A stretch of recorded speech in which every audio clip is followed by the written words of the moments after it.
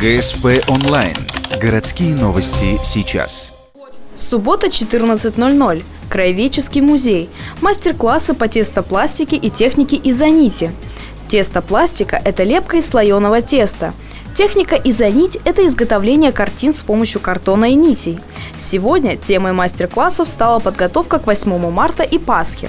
Участие принимают 13 детей дошкольного возраста.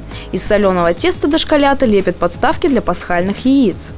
Когда ребенок занимается лепкой, а в данном случае тестопластикой, развивается моторика рук и у ребенка активизируются мозговые функции, он лучше читает, пишет и развивается память. Это уже доказано врачами. Для приготовления 5 подставок в форме курочек понадобится 1 килограмм теста.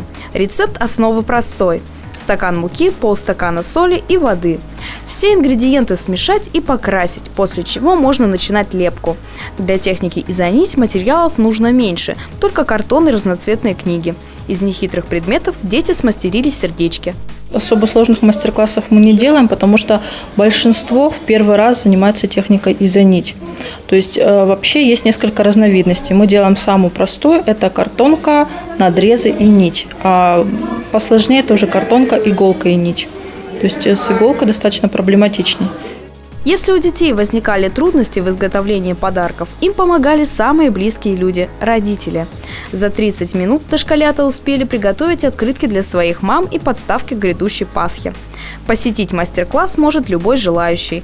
Каждую субботу двери Краеведческого музея открыты для посетителей.